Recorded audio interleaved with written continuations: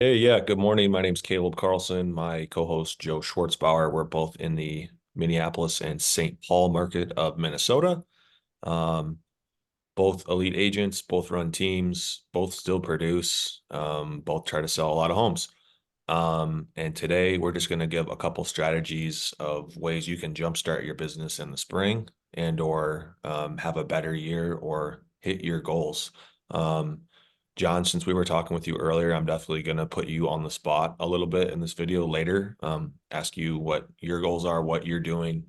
Um, See if we can learn something from you too. Um, I personally am trying to do 100 transactions. Um, if I want to tie that to a volume goal, I can. I don't know, 35 to 40 million. That doesn't really matter to me. I want to help 100 people buy and sell a house in 2024. And in order to do that, you need a lot of leads. And I primarily only work with my sphere, right? So I'm just going to share some of the things I've been doing this spring um, to generate business. And the first thing I love to do is get on the MLS, look at all my past sales or get in my CRM, look at all my sellers, look at anybody who owns a home, right? And I want to call them or text them, preferably call. And I'll go, hey, Happy New Year, just checking in on you. Our climate's cold. By the way, did you turn off your hose spigots? I'm just calling all my people, making sure you cut off your hose. And most of them will say yes, some will say no. Oh my God, thank you. And then they'll say, how are you? How's the market? Right? Um, this is a strategy if you have a lot of sellers. If you don't, you probably, like me, have 700 to 900 contacts in your phone, and you just need to find a different reason to be reaching out to them. But up here, we're colder, right? That hose spigot call is money for me.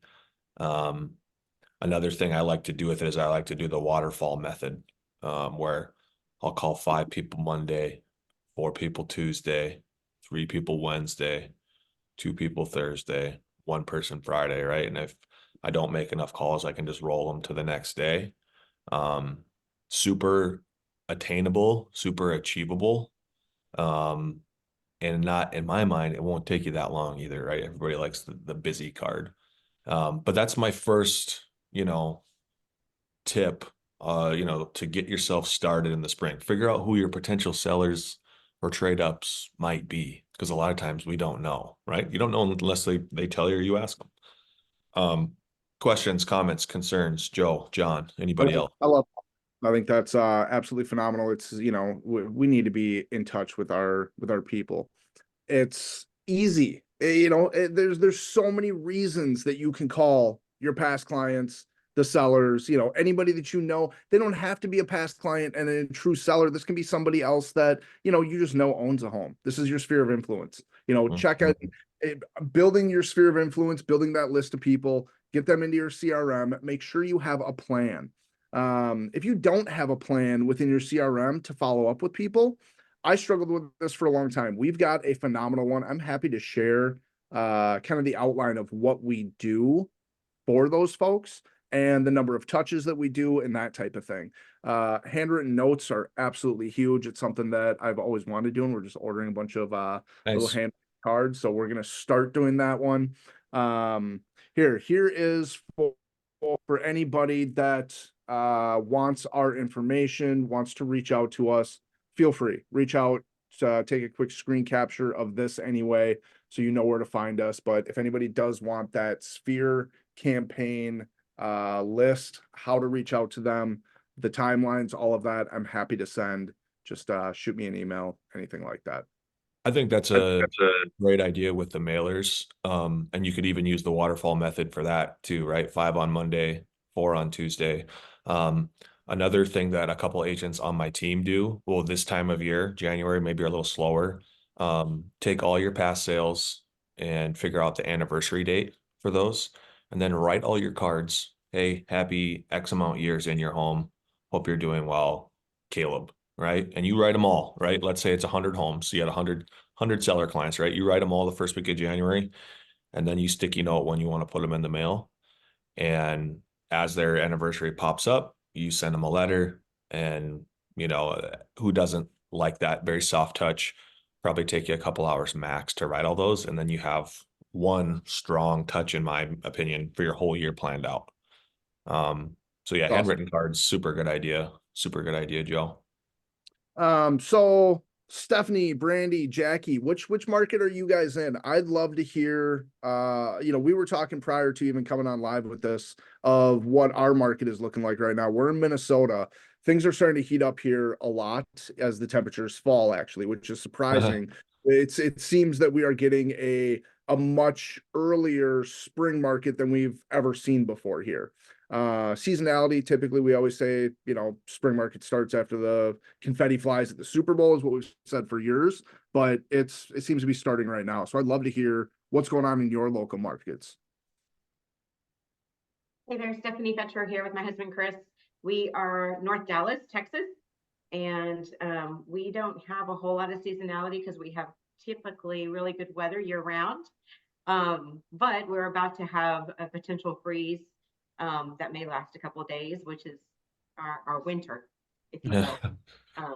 And then things are starting to pick up around here. We got really quiet October, November, December, which is not normal for our market. So the end of 2023 was a little disconcerting. So, Are you guys goal setters? Do you have like anything you can share as far as what we're going to try to do and how you're going to try to do it? so for our team, we lead a team. There's 10 of us licensed with 2 support persons. We've set a goal of 137 transactions this year. 150 is kind of what we were averaging before we moved over to Real. And then of course with change, we lost 5 people. We gained 5 people who are all brand new Sure. to our market. 3 who transplant from other states who were licensed there. So got some good history, but last year we were at 60 transactions. So it was a down year for us for sure. Yeah. A lot of people down Go ahead, last year. Joe. It was a tough year overall. I mean, it was across the board. I mean, transactions were just down. Was it a little over 4 million or did we even hit 4 million in the nation? I don't know. So that's, I mean, it was down substantially. So that's it's definitely something we've heard. 2024 is looking up though, in my opinion. I think it's one of these things we were talking about too before we got on that I'm struggling a little bit with the messaging that I'm putting out to my clients and to my people.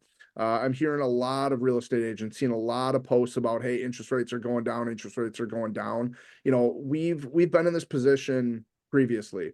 Over the past year to year and a half, it's been a lot of times that we see some good economic news and we expect something to happen with rates going down and they don't. The Fed has said that they're going to drop rates 3 times this year, but it hasn't happened yet. So I am really trying to push the message that, hey, rates are what they are right now. If they go down, this is what's going to happen, which is all of these home buyers are going to come back to the market and prices are going to go up. But it's just, we don't know. It's so touch and go. Take it day by day, buy a home when it's right for you and when it makes sense for you, and when you find the payment that works for you. So That's why I love, especially when we're a little slower this time of year, is just finding good reasons to talk to somebody, and they will then ask the question, right? And then I can give my position on the market, whether it motivates them or not.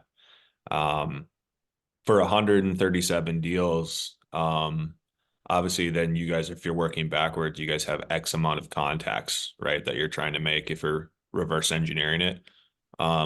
North Dallas, kind of what's your guys' method to build that database and to go backwards? What are kind of your top 3 lead funnels?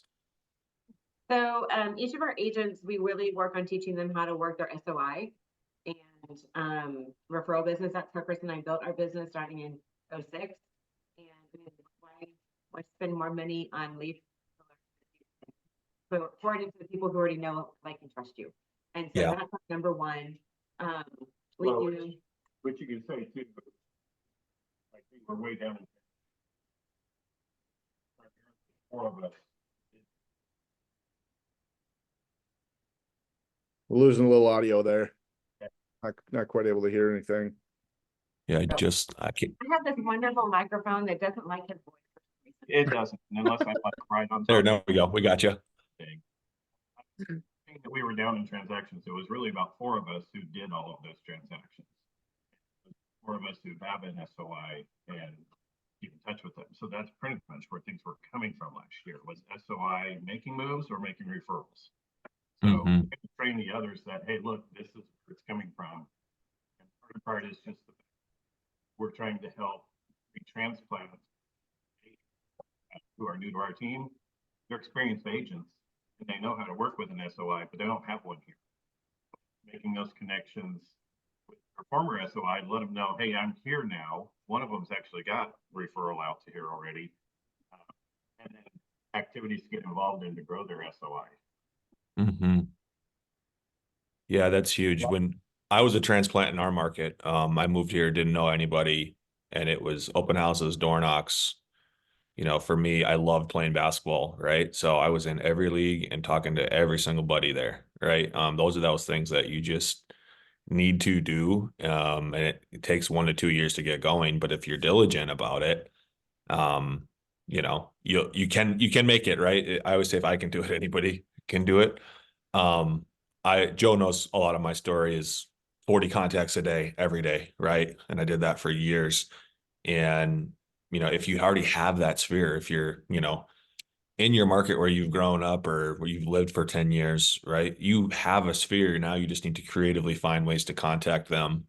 Um, I like to say your social media should be like a resume where people always see what you do for work, your family, and what you do for fun, right? If you consistently kind of show those three things on your social and you find a reason like mine earlier, hey, did you shut your hose spigots off? It's getting real cold this weekend, right?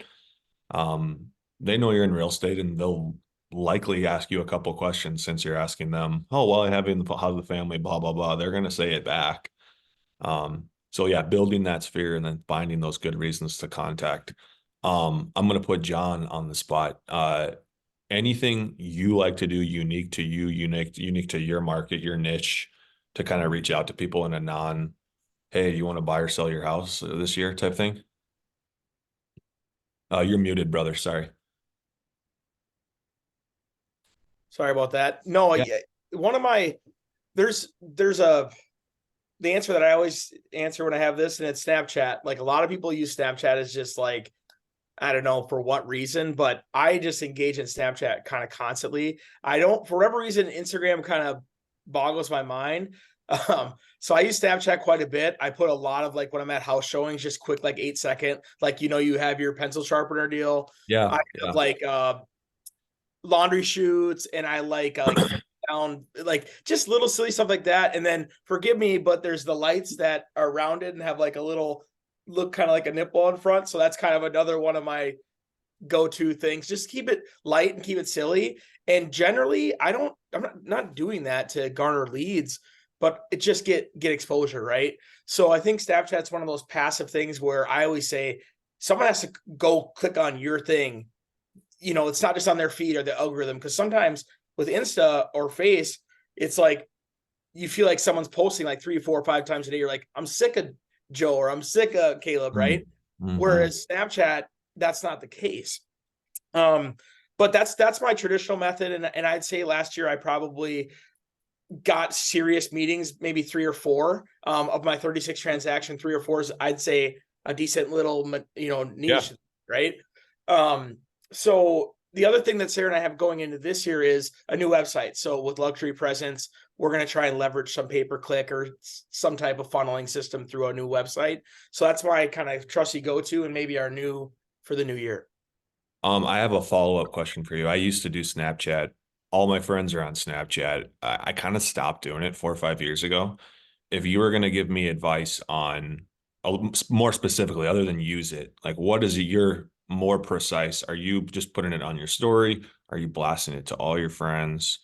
Yeah, good question. I think that I do a little both. So like if you see something like a couple of my buddies and I went to a wedding at the Mermaid a long time ago, if anyone knows that establishment. So anytime I'm around there, I'm like the Mermaid, like, and then I blast it to like specific people. Sure. And that's just one example. But the other thing is I put a lot of stuff in my story, but I have like a 3-to-1 ratio. So 3 family friends and 1 real estate. So it's real estate's just kind of there. Yeah. Other times, I think you do this too. Like if I have like 7 or 8 showings, which I rarely do, but if I have 2 or 3 buyers lined up and do 3 or 4 each, I'll do like furnace number 1, furnace number 2, furnace number, like I'll just go through that way. I think I've seen you do stuff like that. And I people like that though. That's smart. I always just do the house and the price.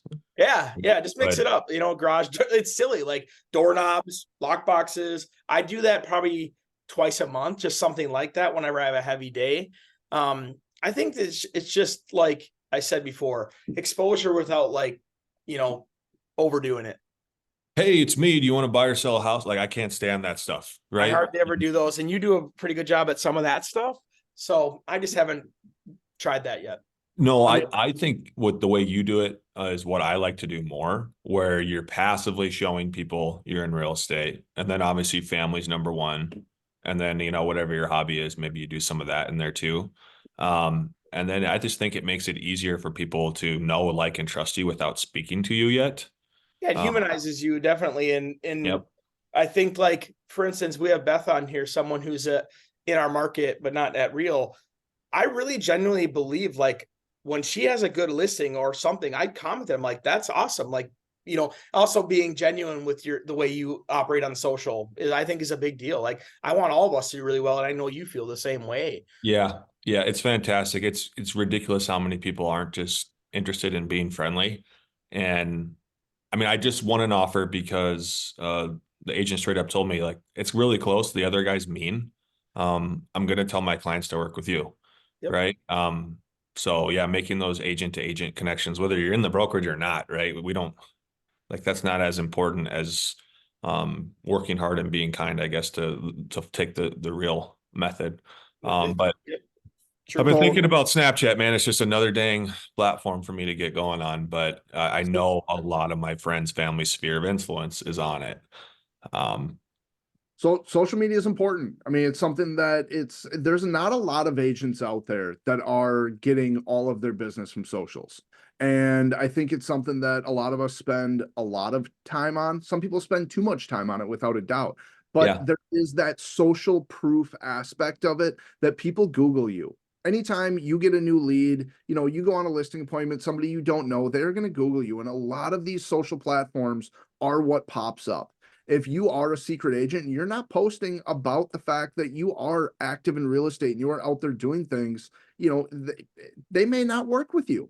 The algorithms are also really changing a lot right now for Instagram and Facebook. I recently just heard this, that they are going more of the route of what TikTok has done, where TikTok really knows what you are interested in.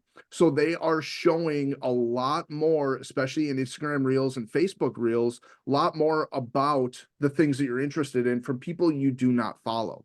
So I think there's a big opportunity within it to pick up some more followers and pick up some business from it. hmm yeah. Something I have written down in my office that I rarely sit in, but it is written there, is be a producer, not a consumer. I don't know if I've told you guys that before, but it's super easy. These algorithms know how like these AI tech companies, they know how to get us, right? And I like having that reminder up there that, hey, I'm using this for business to provide for my family. I do not need to get sucked down the monster truck, video lane. Wait a minute, what am I doing on here, right? I want to interact with my sphere, like, comment, message, like, comment, message. I like to do power hours, right?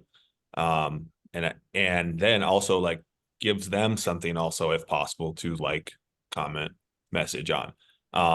That's how you figure out who your big buyers are. I just posted a new construction video picture, actually, just a picture. My face wasn't in it, and I always tell people to get your face in it. And I had 2 clients hit me up saying, "Hey, what neighborhood is that? And what are the price points? We're potentially thinking about moving." I sold both of them homes 5 years ago. And they want to trade up, right? And if I hadn't posted that picture, I don't know what percentage less if they were going to reach out to me or not, right? I don't know what that is, but it's guaranteed less than these results, right? So yeah, I don't. We got on this social media tangent, but One, showing your active is one important. more thing I want to add in there, you know, Caleb, you do a really good job at it because you show a zillion homes a year basically. And John, like you were saying, you may not show as many, but like you'll go through and post all 8 furnaces. When we're doing this and when we're out active, showing properties, there's a lot of social media opportunities. You don't Mhm. post those all on the same day.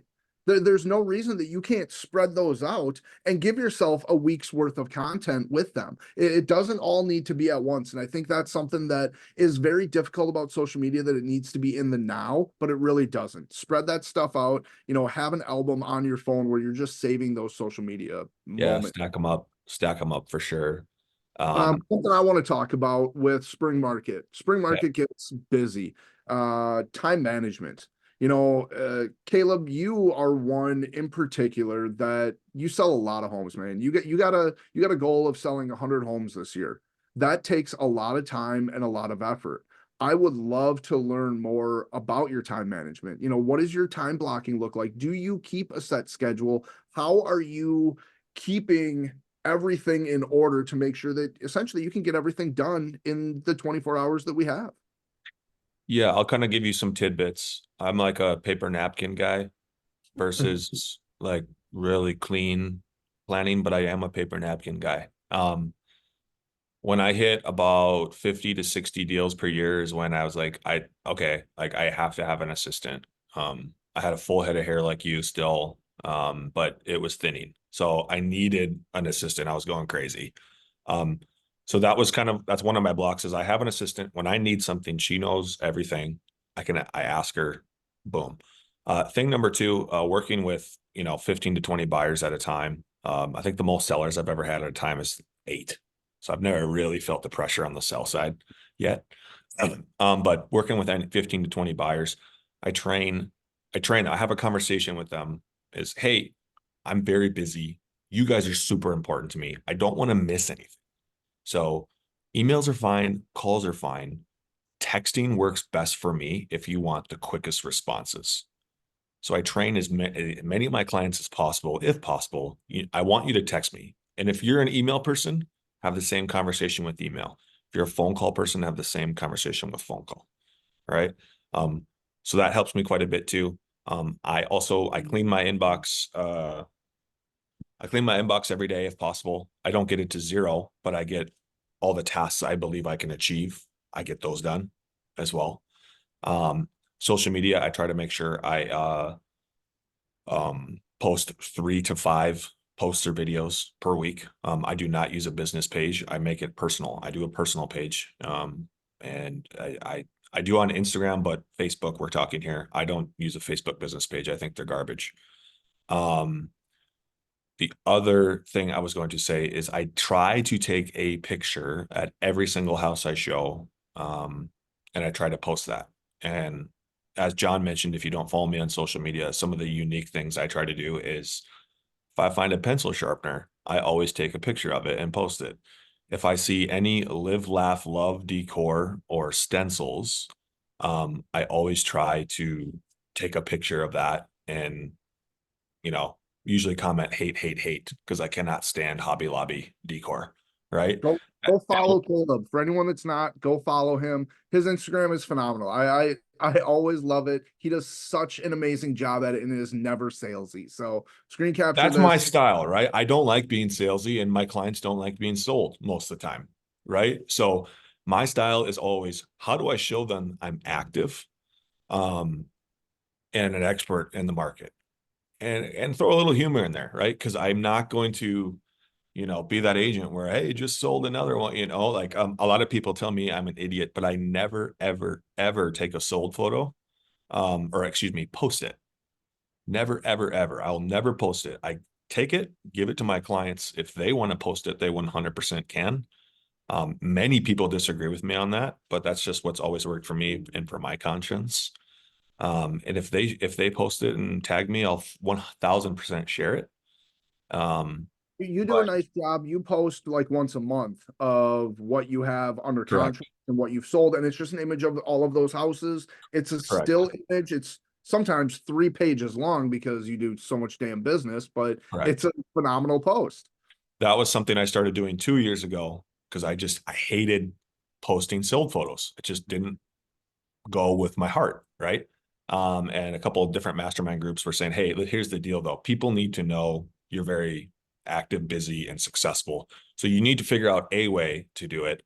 And funny thing is I stole that idea, Joe, from an agent who, had their best month ever and sold 6 houses in a month, right?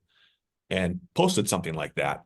I loved it. And I've never, ever, ever seen them post it ever again. But I took it and now I do it monthly. If I sell something, if I list something, if I put something under contract, it goes in a collage. You're right. Sometimes 2, 3 pages long. And then I also, you know how people do monthly, newsletters, say like, this is what my take on the market, blah, blah, blah. Instead of doing that via email, I do it via social on that collage post, where I kind of give my blurb on how the last month was and what I think's coming up for the next month. And obviously, thank you very much for, letting me be your realtor. Trying not to get super wordy here, but those are kind of my true norths I try to stick to. And then obviously sometimes everything falls off the wagon and you just do the best you can. But training my clients to text me a couple of years ago was probably the biggest. Also, like, what's this called where you over preparation early on, so that Mhm. ideally I'm not showing them 30 homes. I will, but the more I got better at prepping them initially on what the market's like, what they may have to write early on instead of learning by losing. That helped me out quite a bit when I started getting busy too. Yeah, I'm big into training my people how to look online, how to look at photos. Us as agents, we're looking at photos Mhm. every day.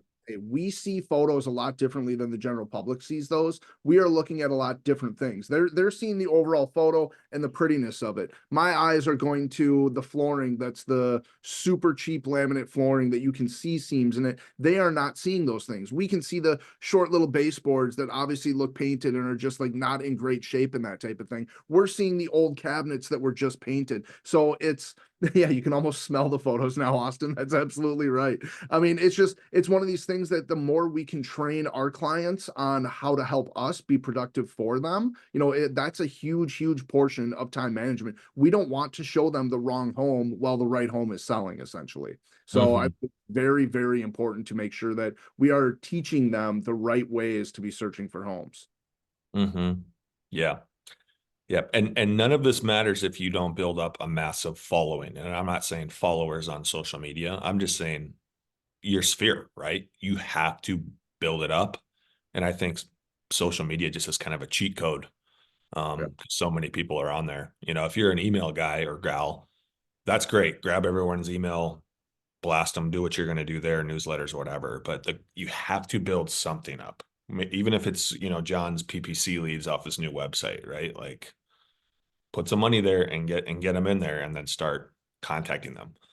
I want to touch on a couple other things that you talked about. One was email, that you work hard to bring your email down every day to something that's manageable. Our email inboxes get flooded. I think it is very, very important as a real estate agent that we have 2 separate email accounts. One for clients, Mm. for our clients for everything real estate, but we sign up for a lot of stuff. I mean, I get inundated from all these different companies trying to sell me different products, different tools, all of that type of thing. I think it's so important that you have a separate email address for that, just for the simple time management of it all, because those emails are not important. Those emails are not stuff that you need to get back to immediately, but having that client inbox, or if you are smart enough to set up your Google inbox or whatever you use with all the tags and labels and filters, it's really, really important, because email can get so overwhelming. I myself, I am a victim of it. I have a hard time starting my day until I clear out my inbox and until I feel I am at a point where I can now move forward. And it's something that I struggle with. So it's something that I personally want to do better with this year. Yeah. I'm good at stressing myself out with my inbox too. That's something I could for sure get better at. Yeah. And then you also touched on an assistant. Having an assistant is something that is an absolute game changer in business. And assistants are not crazy expensive. Virtual assistants, they can be a massive help to you as well. But if you want to leverage your business and you want to grow your business, the first hire that you should have is an assistant. And all of that time that they are giving back to you, you should be prospecting. You should be out, knocking on doors, doing all of the things that are actually going to move the needle for you. having an assistant goes so very far, and it's changed my business, changed my world essentially. So Think about this too. If you know, we want a good assistant, let's say it's 50 grand, 60 grand, 70 grand, right? If that's not attainable for you, I will bet my life. How about that? I'll guarantee you there's an agent in your market who would split an assistant with you. yeah, Guaranteed. Guaranteed. Find or some. Yep. start simply with a transaction coordinator. Yep. Get somebody to take care of the files for you and have that piece off your plate. It's about leveraging your time and making sure that when we do get busy, we have time for everybody and we can take care of them, because when clients don't feel like we are touching base with them, it's tough. It can be really difficult. Yeah, you just don't want to lose anybody, right? I'm big on spying on my clients, whether it's in your CRM or in your MLS portals. Like when they're in there, I want to know. I typically like to reach out or see what they're looking at too. I mean, that's to me simple. So if you're not doing that, do it. But it's your own business. Do it, Caleb, are you setting all your clients up on an MLS portal? every single one. Every single one. Yeah. That's good. Except for a couple damn millennials who want to stay on Zillow. Yeah, you gotta train them to get off of there as Oh, well. some of them you just know, like, all right, I'm never gonna get you off this app. Yeah. But all right, let's, Is anybody using Chime or Lofty for searches rather than the MLS?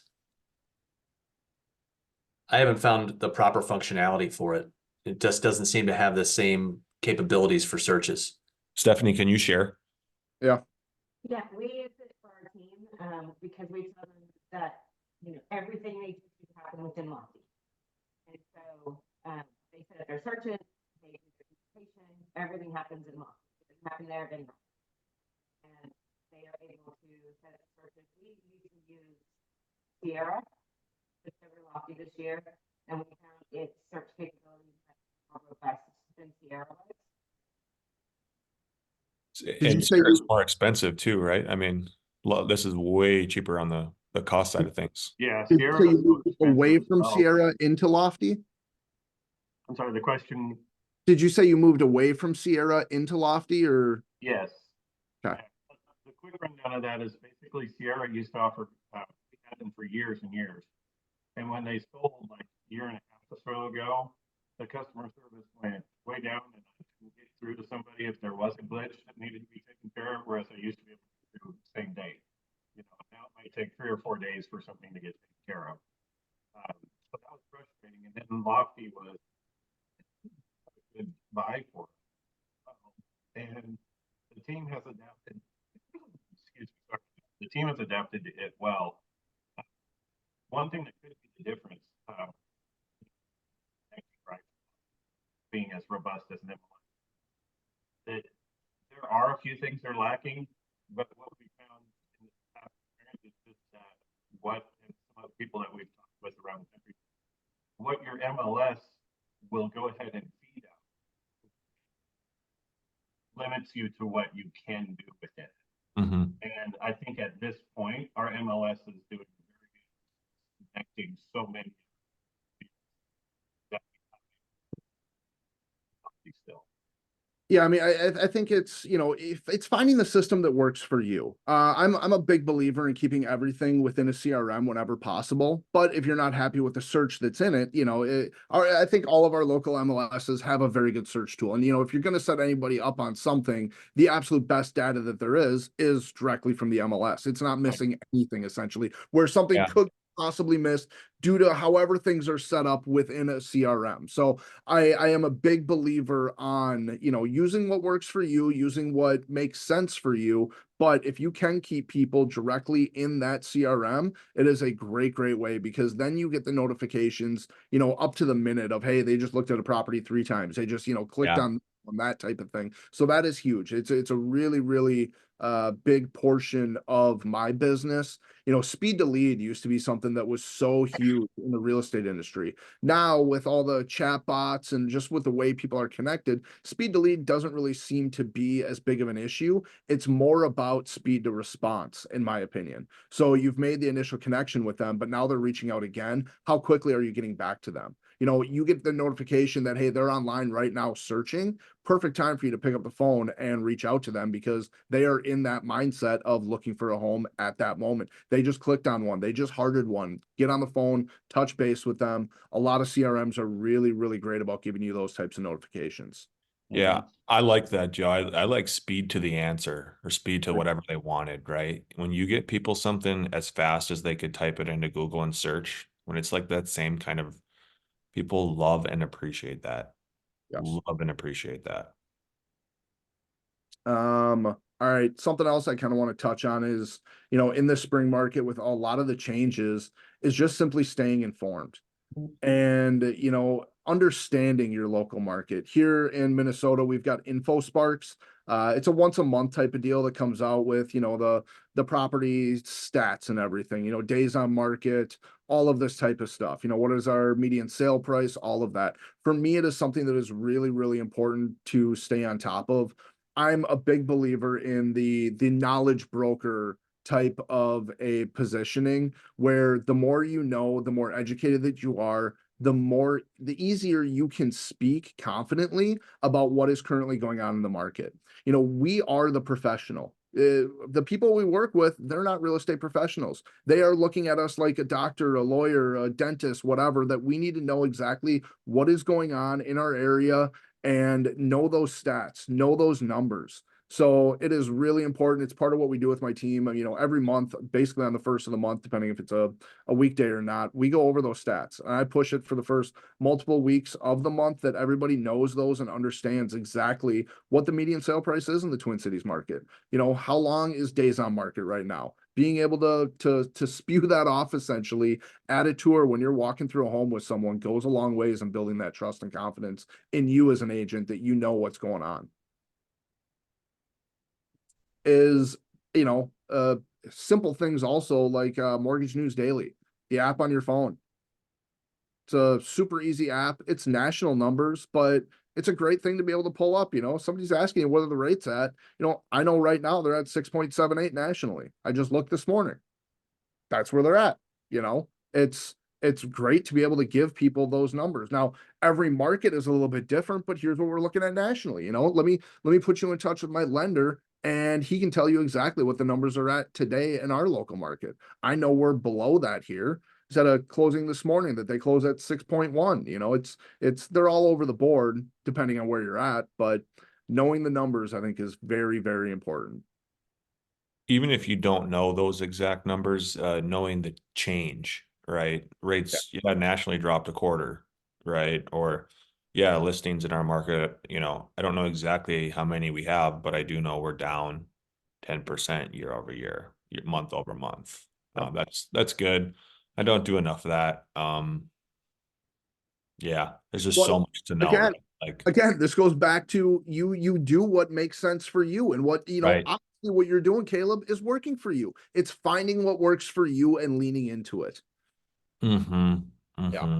Mm-hmm. Conversations right now I think are I don't want to say increasingly difficult, but it's a tough time. It's been a very difficult time for conversations just across the board in real estate over the past year. I think having the firepower to be able to talk to people right now and give them that information is very, very important. I don't know if anybody on here they follow BAM, the Broke Agent Media, Tom Toole. He had a really great script that he just put out the other day that I want to share with you guys that I thought was really phenomenal. Oftentimes people are telling us they want to wait. They want to wait till rates come down. They want to wait till prices drop or, you know, anything like that. Rather than just simply saying, you know, I understand, I hear what you're saying, you know, that type of thing. When you say that, you are really giving firepower to the reason that they want to wait. I think the better response is, let me tell you why that makes me nervous. And I absolutely love that. I have Mm-hmm. integrated it here just in the past couple days, and it is amazing. It's a much softer way for you to give your opinion on what's going on. It doesn't feel salesy to me. It's just, hey, that's making me nervous. You know, if you're planning on doing this is kind of what we're expecting to see. And I just don't want you to get into a bad situation, basically. So I want to share that with all of you guys. I absolutely loved it. I would put that in your repertoire of responses. You and Austin follow a guy that you love, always know what to say. What is his name again? Phil Jones. Phil Jones? Phil Jones, yeah. Yeah. I'm still jonesing to read that book. But having those responses queued up in your mind are fantastic. Yeah, good call. Austin, Yeah. goals this So year and what are you um, planning to do? But yeah, go ahead. I would add to that. I really like that. In fact, I've got it written on my wall here. Can I tell you why that makes me nervous? I write opening lines on my wall so that I can refer to them when I'm on the phone. And I got that straight from Tom Toole. But another thing that I have here is how certain are you? And that's a Phil Jones deal, where if somebody says, I'm waiting for this, you can say, well, how certain are you that that's going to happen? And then how certain are you that that'll create a favorable circumstance for you? Mm. And it plants the seed of doubt and gives them the opportunity to relook at the situation without you telling them that they're wrong. Yeah. I Yeah. mean, it was something we were talking about on the team just yesterday is, we are in a day and age where you can make anything that you want the truth, essentially. If you Google is the housing market going to crash, you're going to get 150 articles that say it's going to. If you Google is the housing market going to rise, you're going to get 150 articles that say it's going to rise. So it's just, people can find whatever data they want and have it speak to them in any type of way that they want. So yeah, I love that. Yeah. What's the saying? Numbers always lie and liars always figure. You can spin it however you want.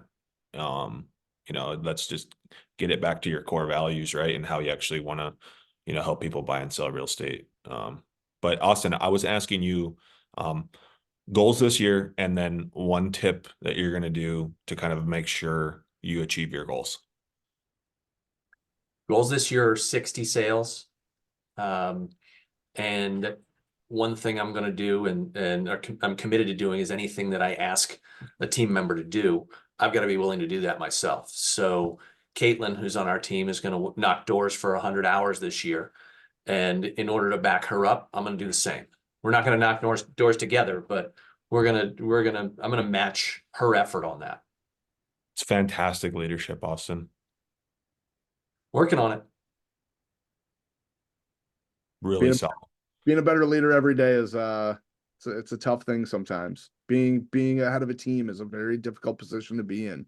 You need to show up every day and be that person that is confident in, in the business and in the market. And we don't always have that every day. So yeah, it's definitely something we got to work on every day, without a doubt.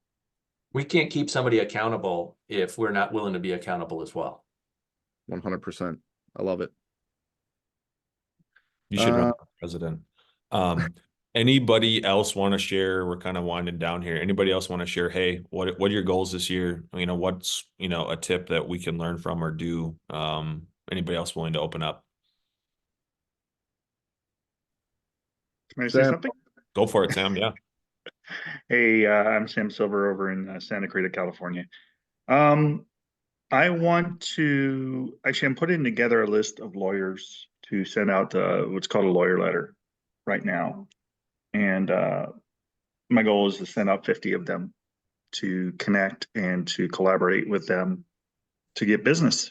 And if I can get 2 or 3 of them to work with me, then I got this whole year taken care of. How are you finding your list of lawyers? Where are you finding their information? Who are you targeting? I have a few tools. I have an AI tool called NowSite that I use that I could pull up lawyers anywhere in the country if I want. It's a subscription thing. I'm an affiliate for it. But yeah, I could pull up realtors. I could pull up lawyers. I could pull up any of those affiliate areas. I could pull them up and have some really cool stuff about who they are, how they respond to different types of marketing. I'll have to share this on one of these other meetings. Since I'm new Yeah. to you guys. Yeah, if you want to throw the name of it in the chat, that'd be cool too. Oh, absolutely. Let me find it real quick. But yeah, that's one of the things. I don't know if you guys know the Career Compass. I'm using one of their lawyer letters. I don't know if anybody knows the Career Compass in here. Anybody in California? No. I'll share that too, because there's Yeah. some really cool tools that he supplies. It's like $19 a month. It's like dirt cheap for his Not bad at all. system. Yeah. Yeah, it's really here. I'll put that in here too. Thank you, Awesome. Sam. That's Yeah, awesome. that's great value. Great value. That's why I love being on these calls. Hey, I can piggyback off that. This is Beth Jackson, not a real agent, but maybe someday. Hey, Sure. you know what I've done? I'm newer to the industry. I'm just starting my third year, but it is a kind of encore career for me. So we have a very strong sphere. What I do, like, what do you, lawyer letters? That's a great idea. What are you bringing to them, right? So what I'm doing for the third year in a row on February 6th is I do a wine and wills event. So my financial planner happens to own my favorite restaurant in St. Paul. And so we do it there. It only costs me $400. Our estate planner is there, and she and the financial planner speak. I shoot out invites to my sphere. I think we cap it at 20 people. So it could be 10 couples or 20 individuals or whatever. And, you know, have I gotten deals from that from them? No, from those two, the lawyer and the financial planner, not yet. But my clients get so much value from it, and I have gotten, especially the estate planner, so much business. Like eventually, I feel like it's going to come back around, and I just think it's such value to my clients who have, at the point of life I'm in, we're all kind of dying, or our parents are dying, or our kids are going to college, and there's just these little tidbits. And now, for the third year in a row, one couple is coming for the third time, right? So it's like, I don't know, it's a good, those little micro events I think are so important to That just is add value to your. fantastic. It's fantastic. Great call. I would encourage you. I'm in year 8, right? So much of this game is time in the seat, and everything you're doing will pay off so much in like year 3, 4, and 5 here. You're just going to start seeing it snowball. Great idea on the event though. Yeah, awesome. Thank you. Thank you for Beth, sharing. Beth, would it be worth it to sit down with that will planner and shoot a video with them? So you could, anybody that was not able to make it to the event, or anybody that you reach out to that simply just didn't reply, that you could then follow up with, hey, this is basically what we talked about. Yeah, I love that. You know, I'm not that high end, right? I don't want to Well, work that hard is the problem. Yeah, it does require a bit more effort, but you know, I mean, on that same subject, it's about touches. You know, it's about the opportunity to reach out to your clients, and micro events are an amazing opportunity for that.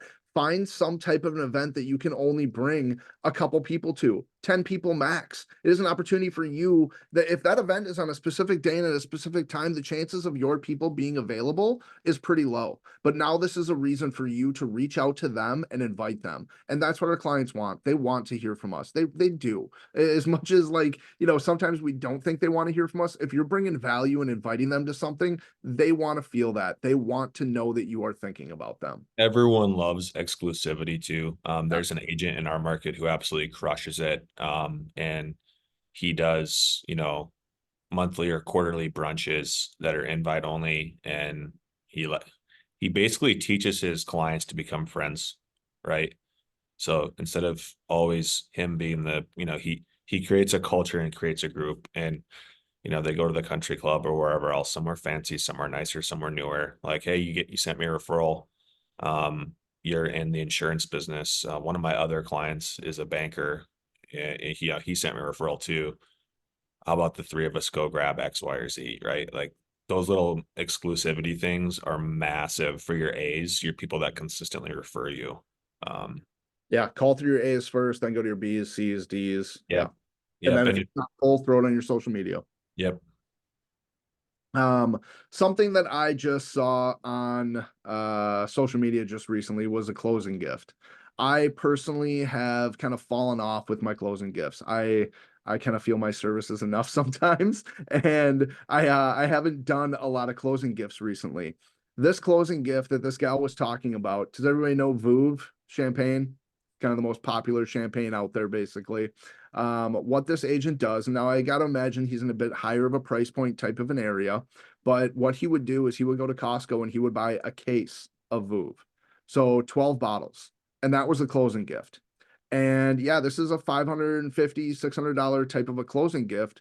But if you want to make an impact on people and have something that they now, every event that they have that is a celebration, that is an anniversary, that is a birthday, they're pulling out one of those bottles, cracking it open. And how many of their friends, when they're over and they see them pull out a case of Vouv, are going to ask, why do you have a case of that? You know, boom, your name comes up. And I think that's absolutely phenomenal. So that was a little one that I may start doing myself. Head to Costco, get a case of Vouv, and have that as a closing gift. Yeah. Yeah. The fancier you can get it, budget friendly, right? Or the more you know your clients, the better. Speaking of Costco, I have a good buddy who buys them a little mini security system, you know, a couple cameras and a doorbell for their new house. I always do a branded tool set for my first time home buyers. John, you will love this. I have a branded pencil sharpener I give away now too. I saw Clients, that around Christmas. That was awesome. yeah, my clients freaking love it, man. So yeah, if you're not doing closing gifts, you should. Just figure out A, what they like, and B, how to be, you know, not just a gift card, which is fine. It's better than nothing. But if you're going after those referrals, those sentimental type of people, for sure, put some effort into it. I know Tyler Lindell, who's a massive agent up in Fargo, he actually requires his title company to do a gift basket if they want his business. And they give it to the client as if as if it's from him, right? So that's another guy who sells 6-figure homes per year, over 100 deals per year. How does he save time? He requires his ancillaries to chip in and help him run his business. Leverage. I love it. He loves leverage. He's obsessed with it. Yeah. Yeah. Here's something that I just learned the other day and really, really stuck with me. I'd love to see in the chat, how many real estate conversations do you think the average person has per year?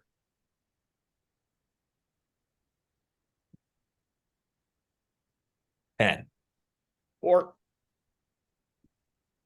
So the answer that I received anyway from people that know a lot more than I do was 7. Think about your database. Think about how big your database is. Even if it's 100 people, that's 700 conversations that are taking place every single year. How are you making sure that your sphere is going to bring your name up in every one of those conversations? What would that do to your business if you had 700 additional times per year that somebody was telling somebody else that you are a great agent, that you serve them really well, that if you want to talk to somebody, this is who you should talk to? It's unbelievable the amount of business that we have at our fingertips from our sphere. And it is just all about touching them in the right ways at the right time and making sure that you're top of mind. Yeah. What's the NAR stat? 90% of people say that use their agent again. And how low is it of people who actually do? I want to say it's in the 20s, like 20. Yeah. And that stats may be a little older, because I feel like good agents now are so focused on like following but touches, recapturing. I say it all the time. Whatever I do isn't the best, but hardly anybody's more consistent than me, right? So just finding that consistent way to go back or go to people you want to work with, right? If you didn't sell them a house. But no, that's great stuff, Joe. Yeah. As usual.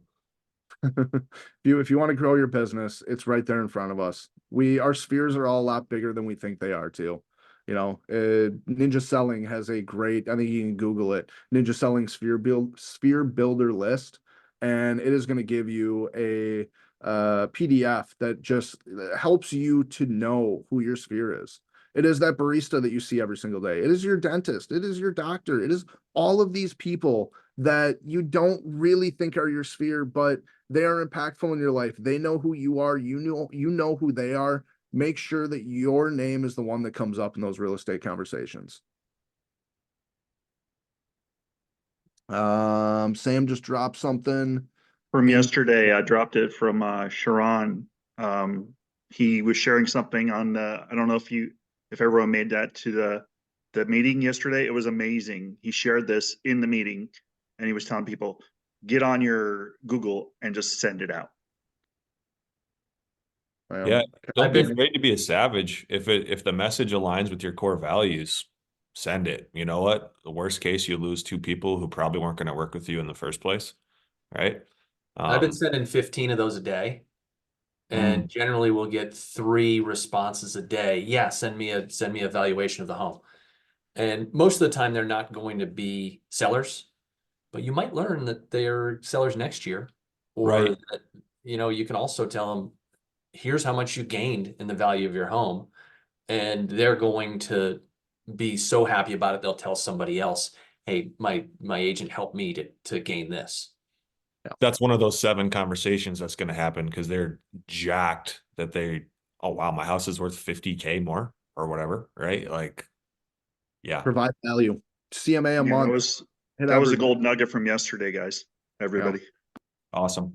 And for anybody within Real, if you guys did not jump on Real Connect yesterday, make sure to go and watch Sharon talk about what he talked about yesterday with his private label with the pro teams. It is an absolute game changer.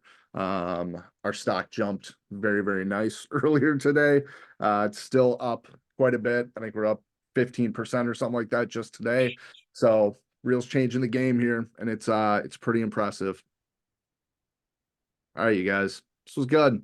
Thank you all for participating here. This was good information. Feel free to reach out to myself, Caleb, anyone else on here at any time. We're always happy to help in any type of way. Yeah, thank you all See for you guys sharing. in a couple weeks. Thanks, guys.